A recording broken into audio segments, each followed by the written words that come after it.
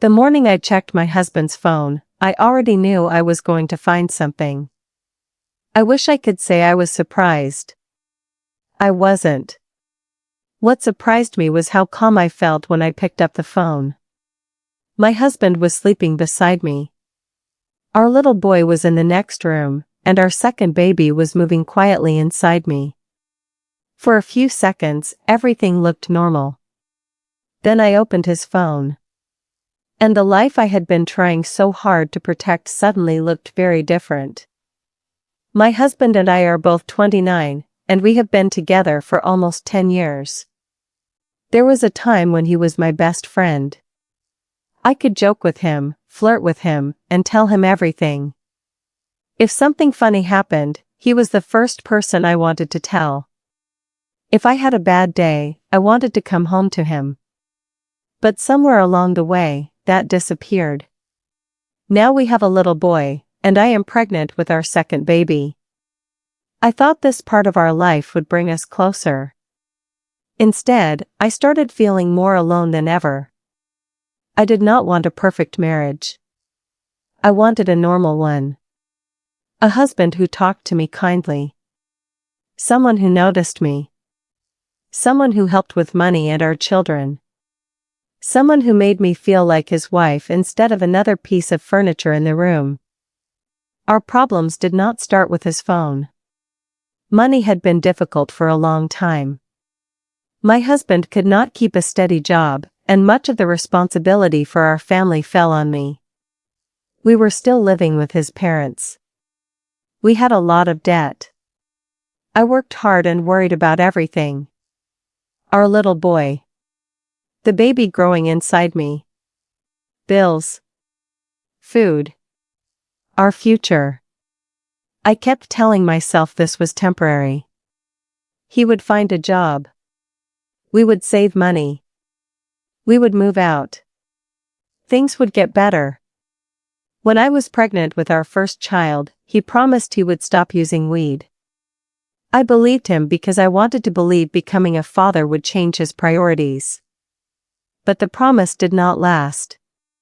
Even while money was tight, he still spent some of it on weed.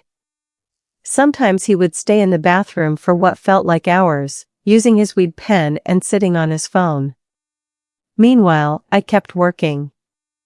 I kept taking care of our family. I kept forgiving. There had been times when I left him. More than once. But whenever he asked me to come back, I came back. Every time, I thought maybe this would be the time things really changed. Leaving someone after almost 10 years is not simple. You are not only leaving a person. You are also letting go of the future you imagined with them. So I kept holding on. During this pregnancy, he became colder. I could feel it in small things. When I tried to joke with him, he did not respond the way he used to. When I tried to flirt, he did not seem interested. When I wanted to talk, he often acted like I was nagging him. Eventually, I stopped trying. That was when I realized how much I missed my best friend. Sometimes I would get dressed and wonder if I looked nice. I did not need constant compliments. I just wanted my husband to look at me and make me feel seen. But that rarely happened anymore. Our marriage became a routine. Work. Bills. Our child. Dinner. Sleep. Repeat. I felt useful, but I did not feel loved. At first, I blamed myself. Maybe pregnancy was making me insecure. Maybe he was stressed. Maybe money was getting to him. Maybe I expected too much. But deep inside, I had another feeling. Something was wrong. And because this was not the first time I had found things on his phone, I knew what that feeling could mean. That morning, I woke up beside him with the same feeling. His phone was nearby. I knew I should leave it alone. I also knew exactly what he would say if I checked it. You don't trust me. Why are you going through my phone? You always do this. And yes, part of me felt guilty. Secretly checking your partner's phone is not what a healthy marriage looks like. But another part of me needed to know whether I was imagining everything. So I picked it up. And I looked. There were girls. So many girls. Search after search. Profiles. Names. OnlyFans searches connected to women he had been looking at. I kept scrolling. The more I saw, the quieter I became. This was not one accidental search. It was a pattern. And worse, it was a pattern I had seen before. He already knew how much this behavior hurt me. That was the part one could not understand. He knew. And he kept doing it. Suddenly, the last few months made sense. The cold conversations. The lack of affection. The hours in the bathroom. The phone always in his hand. The feeling that I was bothering him just by wanting his attention. I had spent months asking myself, what is wrong with me? Looking at his phone, I began to wonder if I had been asking the wrong question. When I confronted him, the conversation changed almost immediately.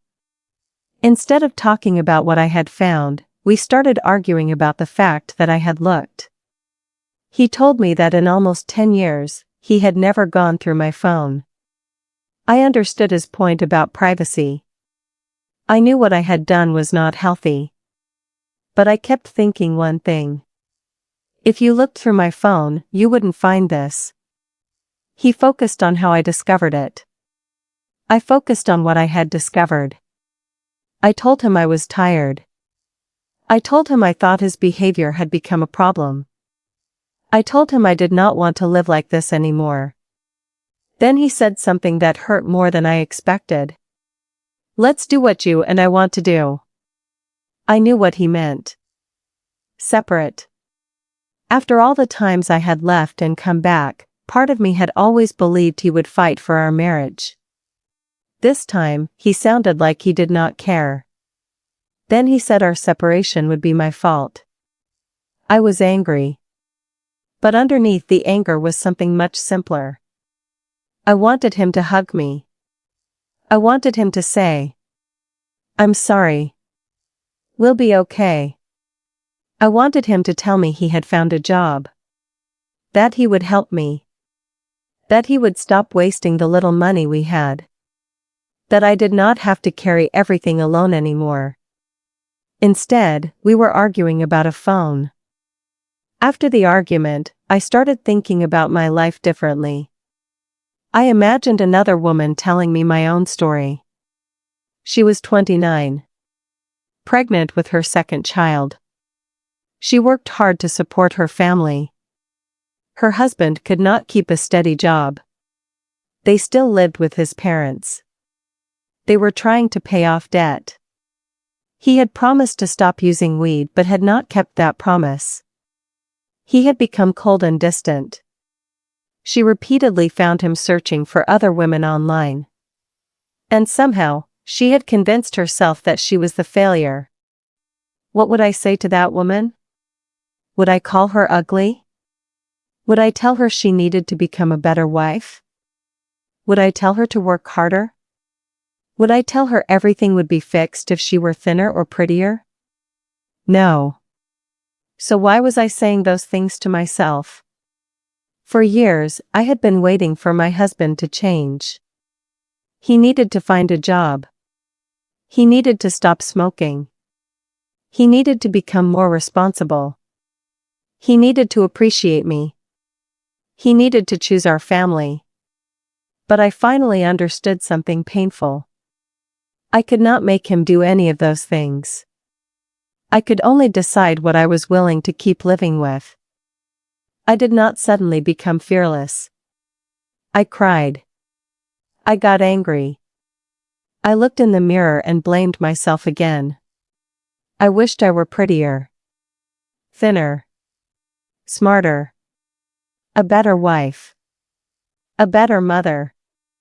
I thought about all the times I had left and returned. And I thought, I wish I had left before we had children. But I could not go backward. My children were not mistakes. My little boy was not a mistake. The baby inside me was not a mistake. So I stopped asking what I should have done years ago. I started asking what I could do now. Where would I live if we separated? How much money did I have? Who could I trust? Who could help me with the children? What did I need to understand about our debt?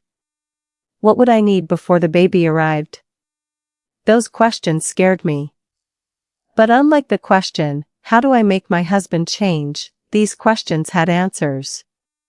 I also had to admit something about myself. I did not want to spend the rest of my life checking his phone. I did not want to become a detective in my own marriage. The trust between us was already badly damaged. A relationship cannot become healthy because one person gets better at checking. And it cannot become healthy because the other person keeps blaming the way their behavior was discovered. If our marriage was going to survive, both of us would have to want to repair it.